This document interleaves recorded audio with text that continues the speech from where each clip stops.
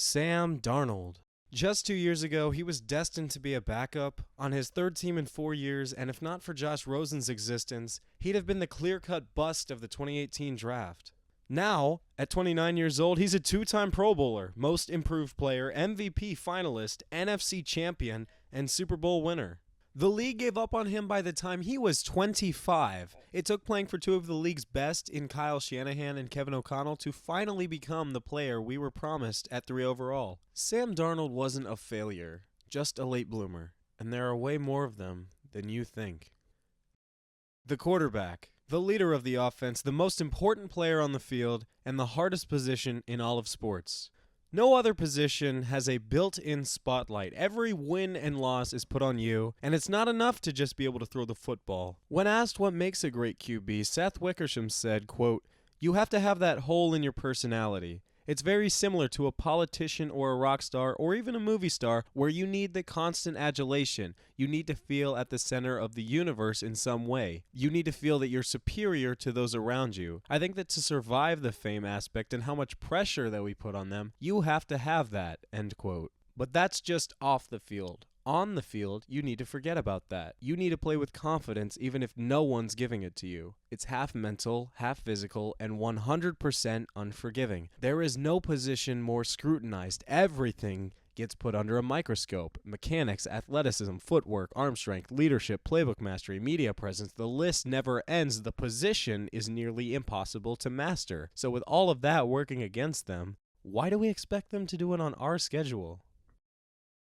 Back in 2013, Geno Smith was coming off an elite career at West Virginia, a record-breaking quarterback and one of the best passers in college football history, but scouts had concerns about his arm strength, inconsistency, and the system he played in. And he slid all the way to the second round where the Jets grabbed him at pick 39. As the second quarterback off the board, the Jets were hoping they'd finally found their guy. As a rookie, it wasn't pretty. 12 touchdowns, 21 interceptions, rancid. Yet somehow the Jets went 8-8 and ran it back with Geno for another year. He improved statistically, but it wasn't enough. He was eventually benched for Michael Vick, and just like that, his time in New York was over. For the next 6 years across 4 different teams, Geno's role had been cast. Backup. That was until week 5 of 2021 when Aaron Donald dislocated Russell Wilson's finger.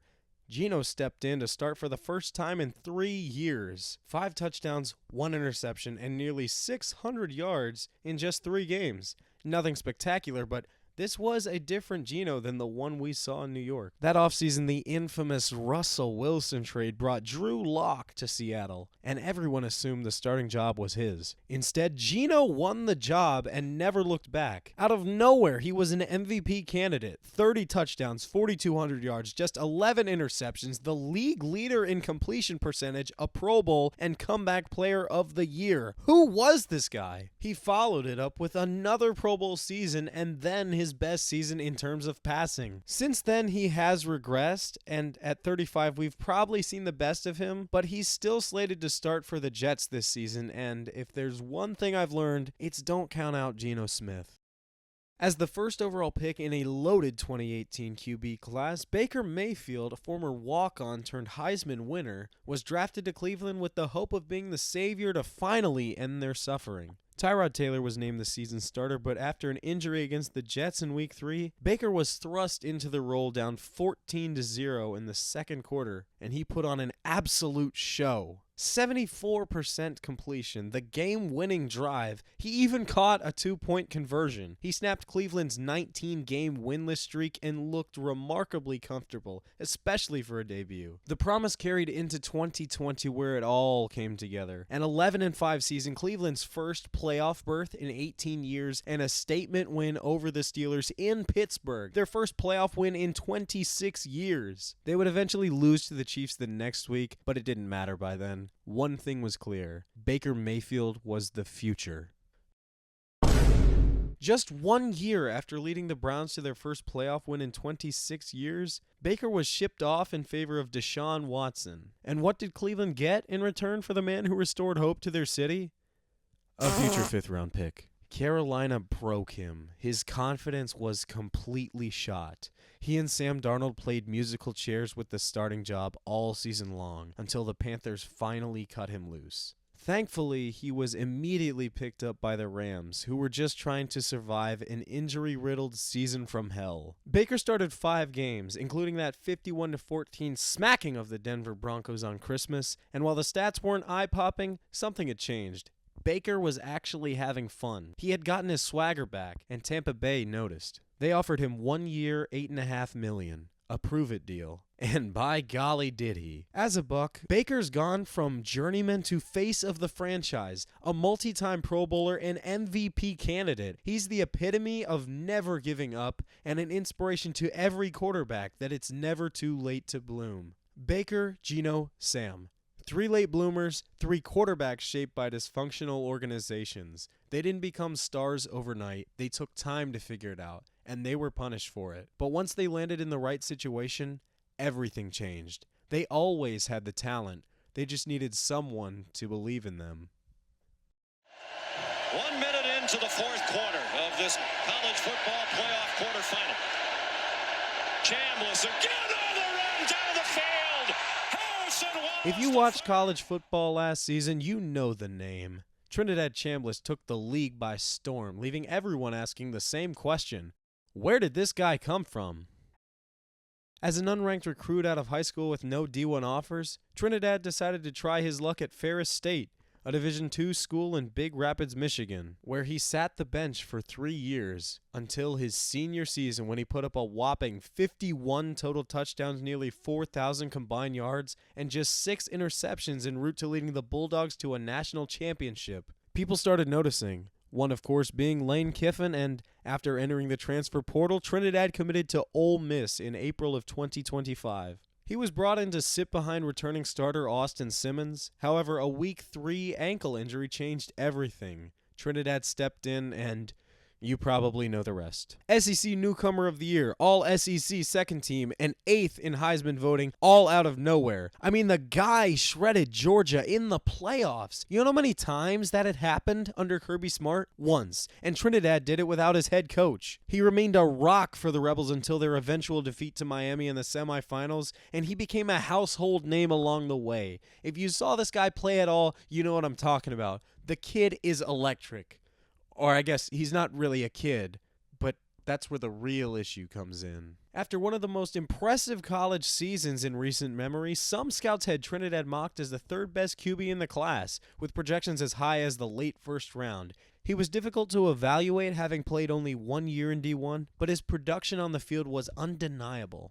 This past February, Trinidad was granted a 6th year of eligibility after a very controversial court ruling, bumping him to next year's draft. But when we look at the 2027 QB class, Trinidad is ranked all the way down at 12th. How could that be? Well, Trinidad is 23 years old, making him older than even his own Ole Miss protege, Jackson Dart, who already has a season in the NFL under his belt. But more importantly, that means Trinidad will be 25 years old before even taking his first NFL snap.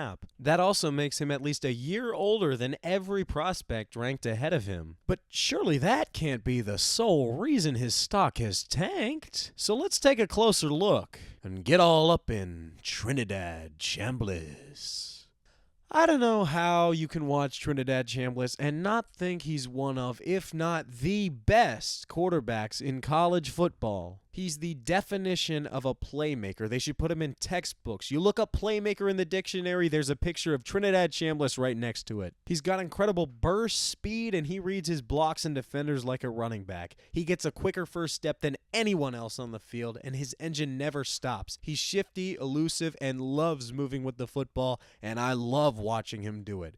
Defenses have to respect his legs at all times because his escapability and improvisational skills add a completely different dimension to an offense. It's not just his legs either. He throws a beautiful ball and has a rocket of an arm, especially on short to medium throws. He can zip it into tight windows without turning it over, as seen by his 3 interceptions, and his pocket presence and awareness are unbelievable. The game looks like it just comes so naturally to him. He's most comfortable on the move, but like most mobile quarterbacks, he has a tendency to bail on his reads when they don't come open immediately, and he'll look to take off rather than work through his progressions. He'll stare down his preferred receiver, hold the ball too long, and occasionally miss the easier read in favor of making his job harder. His deep ball is capable, he can absolutely launch it, but it tends to die outside the numbers on longer throws, and he sometimes underestimates where his receivers are going to be downfield.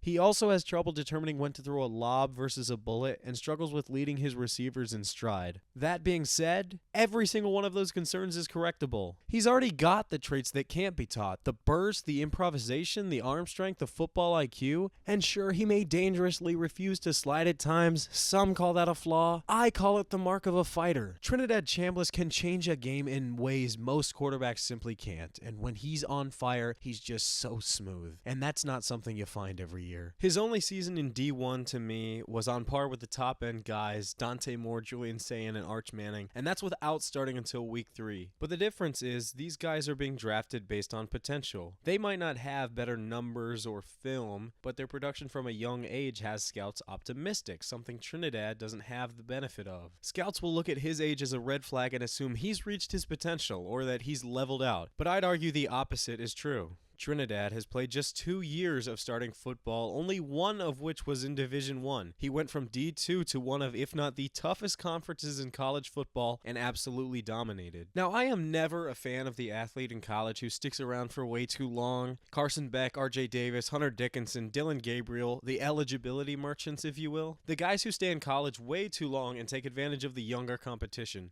But that's not Trinidad at all. He's still on the upward trajectory. This college football season will be the deciding factor, but I'm willing to bet he's only going to improve. But the reality is, even if he becomes the face of college football, wins a national title, or even a Heisman, his age will still stain him like a scarlet letter. Teams don't want a 25-year-old rookie, which is just preposterous. Quarterbacks shouldn't have expiration dates. The position has more longevity than anywhere else on the field, with franchise guys playing well into their late 30s, some even into their 40s. The league average right now is 29 years old, and in a league where even one elite season at the position is hard to come by, why are we writing off Trinidad before he's even taken an NFL snap? His window is essentially the same as everyone else's. He just took a different road to get there. There is almost no one in the country I would take over Trinidad Chambliss. As of right now, he's a no-brainer first rounder to me. Again, so much of his future rides on this upcoming football season, but I'm expecting him to take another leap in 2026, and I hope that come draft day, teams don't overlook him because they think he figured it out too late.